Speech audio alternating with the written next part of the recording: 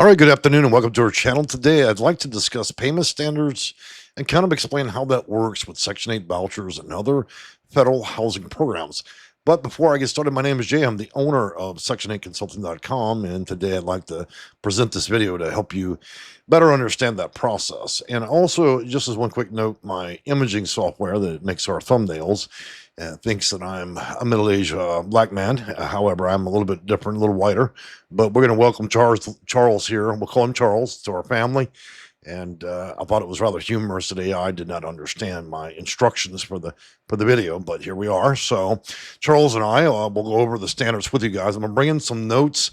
Keep in mind, guys, these notes will be in the description and comments section, and that way you can go over payment standards and understand the structure.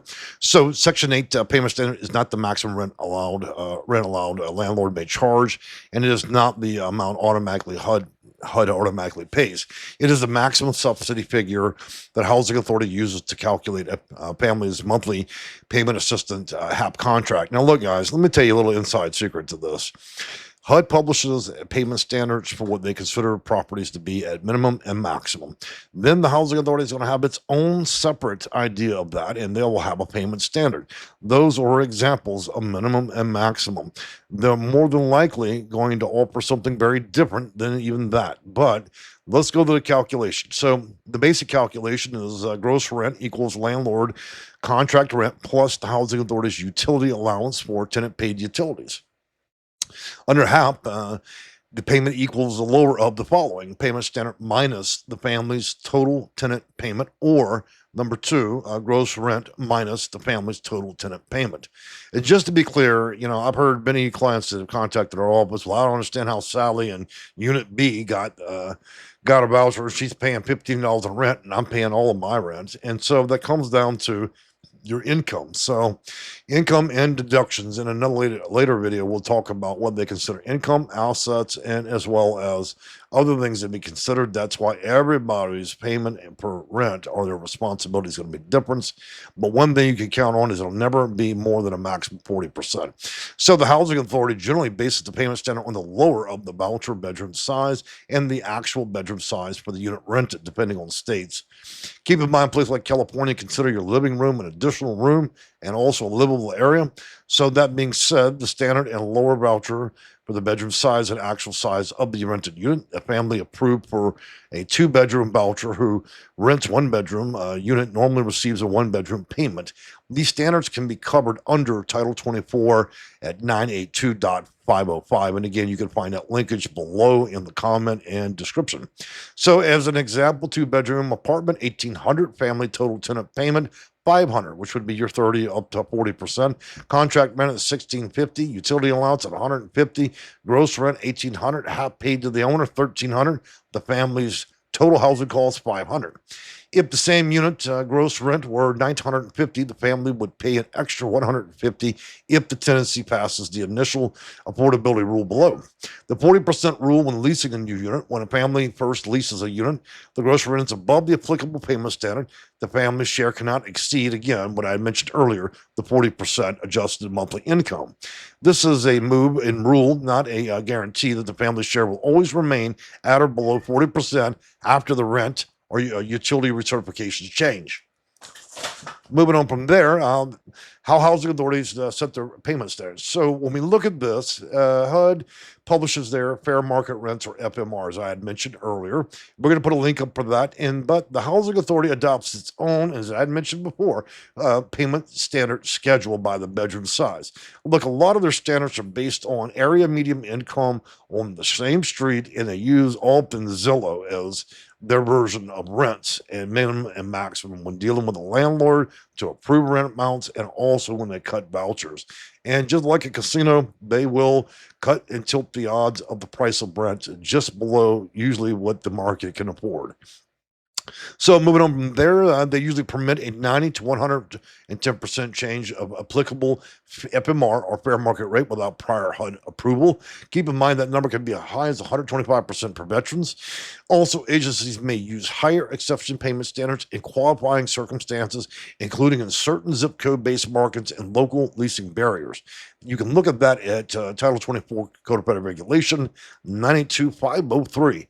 And in many metropolitan areas, standards may vary by zip code and through the small area market, better known as SAMPARs. That means that the voucher can have a different subsidy calculation depending on the unit's zip code and not merely the city or county's HUD SAMPAR information. So they make this as convoluted as possible, okay? If you guys end up struggling with that, I would tell you, look in the description of the video as well as the comment section. I offer appointments. They're not free, but they're very affordable, okay? And if you're having trouble with this, or you've got an issue where you may have a problem with your rents being too high and too low, you may want to speak with our office or any qualified professional in the field, okay? It doesn't have to be my office. Utilities matter. Onto that, if tenants pay utilities, the housing authority must apply a utility allowance. It covers the essential tenant payment, utilities, and services, but non-essential costs such as cable, satellite, and TV. Let's just put it this way: they're not going to pay for yoga, the YMCA, and everything else. Okay, utilities or essentials, not your cable. They're not going to pay for HBO. Okay, so some of you guys are off the deep end with that, but PHAs must review their utility allowance schedules and annually revise them for the utility rates to meet regulatory threshold. Title 24 982.517 kind of covers that quite exclusively. Let's keep in mind we're post pandemic at this point by 6 years. So speaking as of 2026, 2027, look, rents are going to be exceedingly high. Vouchers are not always going to reach the level they need to in order to pay for this. So it's a particularly complicated market. Okay, just keep that in mind. So moving on from there, the payment standard increase must be applied no later than the earliest of the rent increase that raises the family share, the family regular or interim reexamination, or 1 year after the increase took effect. Moving on down to our last notes here, for a decreased effect of an existing family in place, the PHA, meaning Public Housing Authority, must provide at a minimum of 12 months written notice, and first reduction generally cannot take effect sooner than 2 years after the scheduled decrease. That again can be found under Title 24 Code of Federal Regulation 982-505. Disability accommodation option, if necessary because the household member's disability, a family may request an exception payment standard as a reasonable accommodation. Don't bank your life on that, okay? Everybody's already tried to play that game to get an accommodation for one reason or another in order to raise the payment standard, whether you're trying to build crap ducks in a spare room or you're just trying to get an extra room for storage. Most of the time, the housing authority is not going to buy the narrative. But in some cases, if you actually have a qualified disability reason for an additional room, that could potentially raise the rent standard and payment standard for you, which in turn could increase the number of your rooms you're permitted and, of course, the amount of rent they pay. So, key takeaway here, guys: payment standards determine how the subsidy is calculated, meaning voucher. Okay, not whether the unit is automatically approved. The unit must still pass inspection, reasonable accommodation, affordability, and move in, and all housing authority policies. Families should request that their PHA, or Public Housing Authority, be current in payment standard schedule, the utility allowance schedule, and administrative plan for choosing the unit. HUD's current consolidated guidance is going to be under PIH notice 2024 through 34. Okay, so I'll put up all those links. So what we really take from this message here is, guys, you can attempt to calculate rents, but in most cases, because they make it so convoluted, it's going to be difficult to do so. Okay, I hope that what we've discussed here is of some value. Yes, I was speaking quickly, but people prefer shorter videos. That is the reason for that. That is also why I put notes. But I would say to you that unless if it's just a matter of a question in your mind, then I wouldn't worry about it. But if it's concerning on a reinspection or reexamination where you're increasingly getting higher rents, and this would be a meaningful question that could change the outcome which you're spending, then you might want to, again, reach out to a professional or even my office at www.section8consultant.com.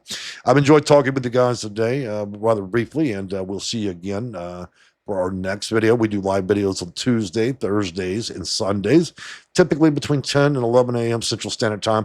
That is a great time to get your questions answered, although I cannot handle complicated cases in a public format. Second to that, we do EDUs or educationals about once a day, sometimes twice a day on Mondays. Mondays, Wednesdays, and I believe Saturdays. Sometimes we do them on Sundays as well. All right, guys, I've enjoyed speaking with you. We hope to see you again. Please subscribe. We'll see you in the next few days.